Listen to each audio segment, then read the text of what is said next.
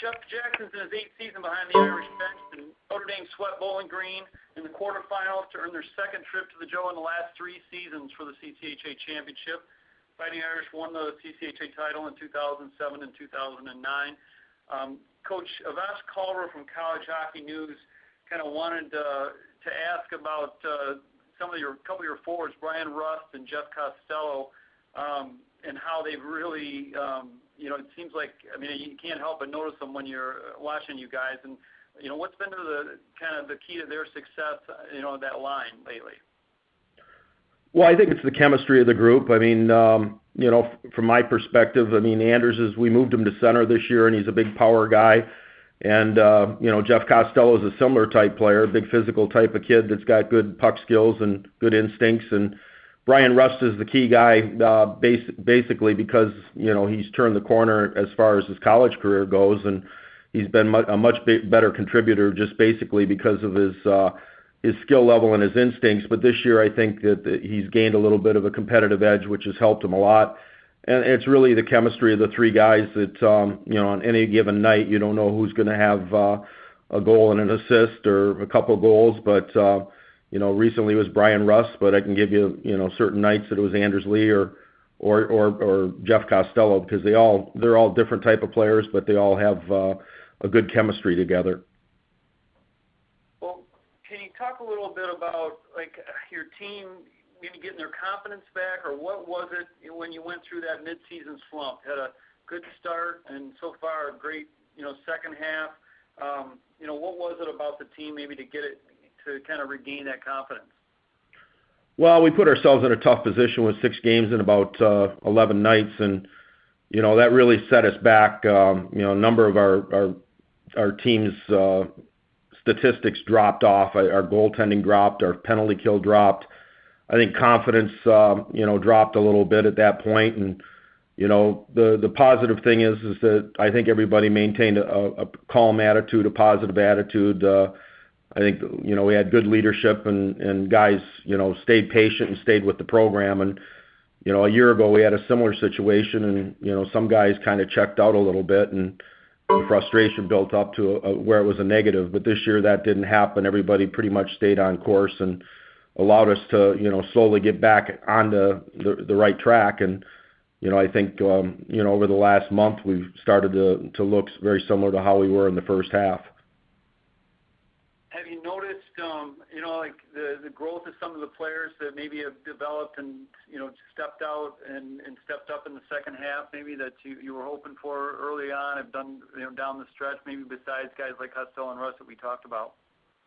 Well, there's a number of guys. I think, starting on the back end, some guys, taking a positive step. I think one of the more positive things that's happened to us is that Eric Johnson is a 6th defenseman that was playing minimal minutes, started to play regularly, and I think that's just about the time we started turning the corner where we were playing 6 defensemen on a regular basis as opposed to 5 plus 1. And, I'd say he's one guy that's, certainly helped us. But, our defensive core as a whole has done a pretty good job. I think that Sam Calabrese has had a real good month here, as well as Shane Tacker, and they give us a lot of depth on the back end, both from a defensive perspective, but they also have the ability to make plays offensively. So, I think that up front, it could be a number of guys that, I thought that, one of the reasons we had some issues in January is just injuries and getting guys like Costello back and Mike Varan back. I think, those 2 guys certainly helped stir the drink a bit. And,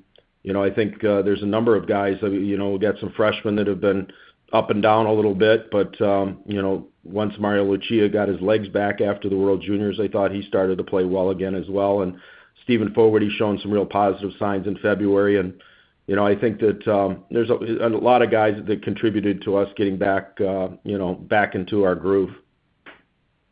I have to ask about Anders Lee because he's a Player of the Year finalist, a Best Defensive Forward finalist, and if you talk to guys, they say defensive forward, he's a goal scorer.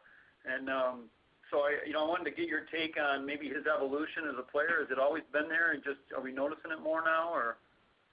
Well, he's certainly known for his ability to shoot the puck and score goals, but I think moving to center was a big a step for him in college hockey. He played center in high school and junior hockey, and him and I talked at the end of last year. Losing Riley Shan opened the door for us to move him to the middle. I always like to have a bigger presence in the middle if we have that, and that's important for defensive zone coverage, defensive zone face-off. So when you're a center and especially a big man, I think you're relied upon to be responsible defensively, and he's taken on a role on our penalty kill, and he's done a good job in a lot of instances matching up against the other team's top line. So in that regard, he's become more of a complete player, and he's made improvements in his game, transition-wise, and that's made him of a much more complete player. Thinking about back to your series at Ohio State, February 1st and 2nd, you guys lost on Friday and got a shootout win on Saturday.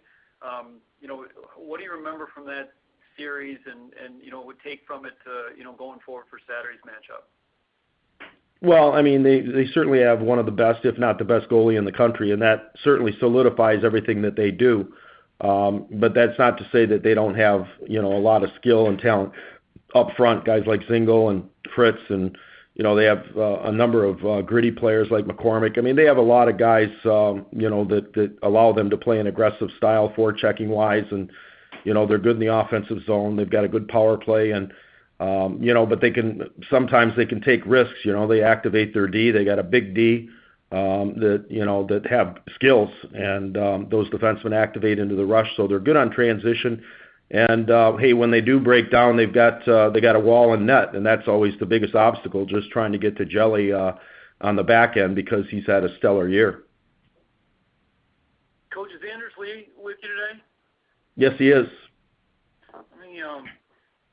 Anders, I've got a couple questions from outside with I wanted to ask you about coming down to the Joe, and you won it in 2011, and maybe what's different maybe about the expectations this year. I mean, that was a pretty big win, and you've been there before now. What's it like thinking about going back, and a shot at maybe winning another one?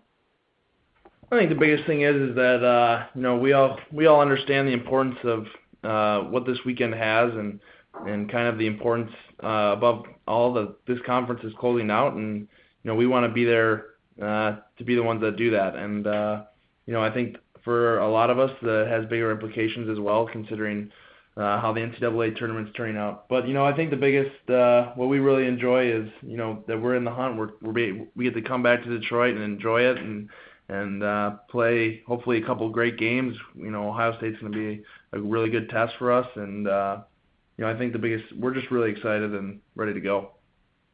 What do you remember about that series? A little over a month ago, you go down there and you lose on Friday. You get a shootout win on Saturday. What was your feeling coming out of there? Ohio State had a great weekend. They shut us down. They took advantage of us being in the penalty box. They took advantage of us breaking down, and good teams are going to do that to you, and that's what Ohio State is. And for us to come out with that tie on Saturday was actually kind of something that we really strove for in that game. We really kind of battled to even get just a tie. So for us, it was a good little learning experience to see how hard that we worked and to only come out with a tie, but at the same time take away from kind of turning our 6-game skid into something that was more positive with our play. Well, and then, just speaking about, up to date, you guys have, it's like 5 wins and 2 ties in your last 7. So, what are you guys doing down the stretch that's allowing you to, to be successful? Yeah, I think the biggest thing is that we are all playing our parts, playing our roles, staying within our system. We got away from it, and that happens when you face a little bit of adversity in the second half, and you kind of try to do too much. You try to do something different that you're not usually doing, and we kind of just found our game and went back to the basics. But the biggest thing was within the locker room, we all stuck together. We all believed in each other, and it's been the difference right now. Well, Anders, I appreciate the time. Good luck on Saturday. Appreciate it. Thank you.